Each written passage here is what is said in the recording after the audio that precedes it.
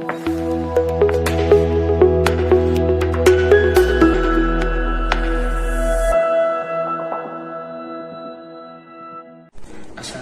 warahmatullahi wabarakatuh.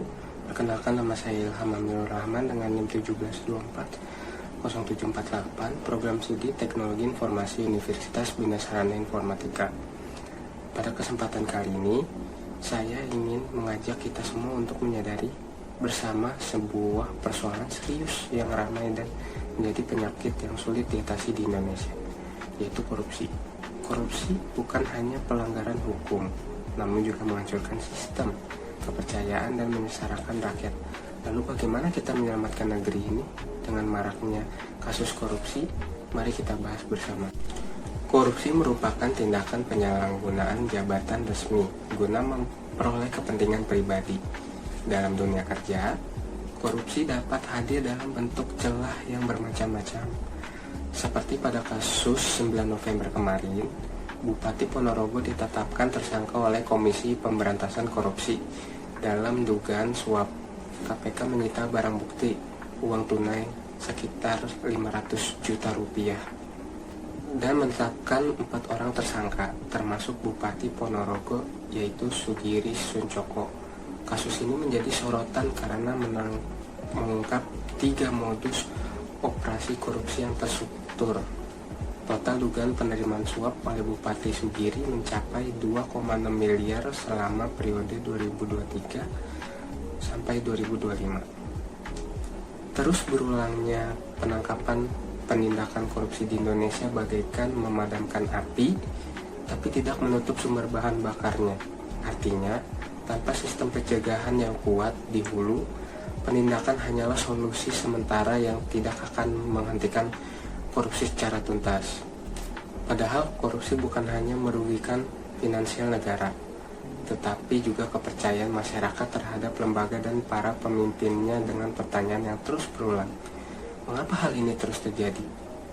Pertanyaan tersebut dapat dipengaruhi oleh faktor utama dunia kerja, yaitu lingkungan.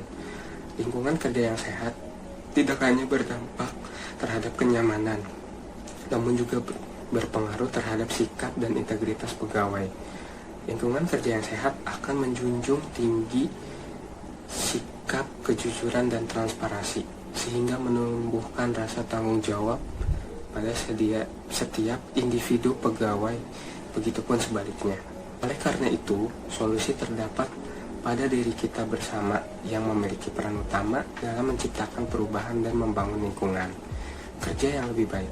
Setiap individu memiliki tanggung jawab untuk berkontribusi, baik melalui tindakan kecil sehari-hari maupun partisipasi aktif dalam sistem dan budaya kerja.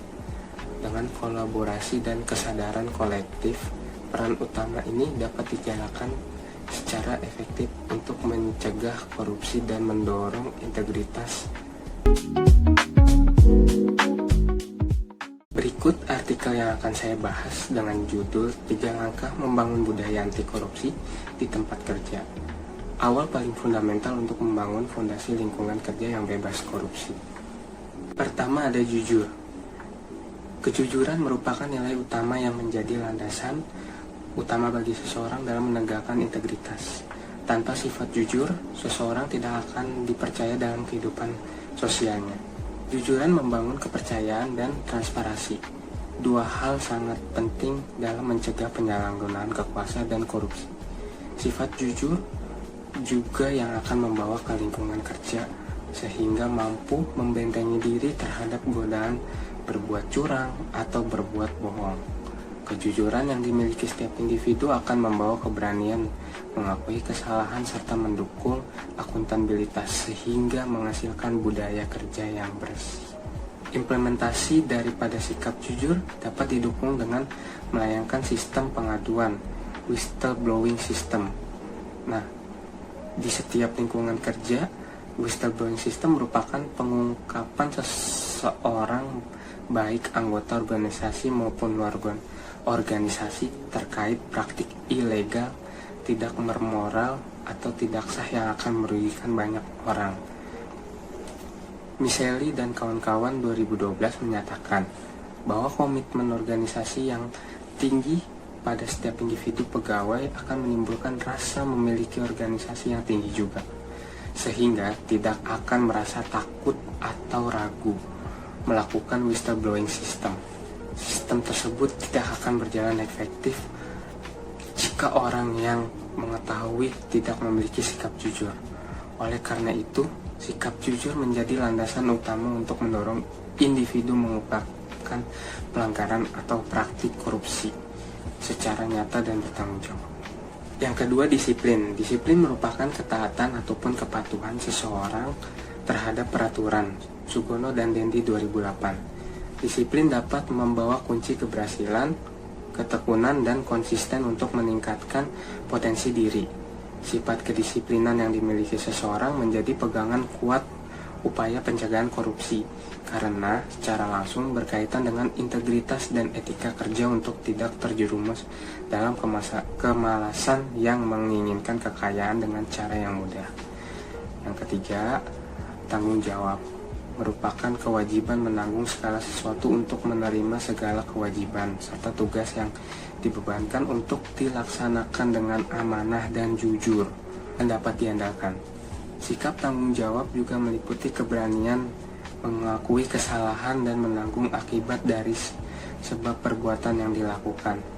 Menurut Hardati dan kawan-kawan 2015, seseorang yang memiliki tanggung jawab memiliki indikator-indikator seperti bekerja sesuai hak dan kewajiban, bekerja secara tulus dan ikhlas, menjalankan kepercayaan dari orang lain, mengakui salah dan kurangnya diri sendiri, serta mengakui kelebihan orang lain.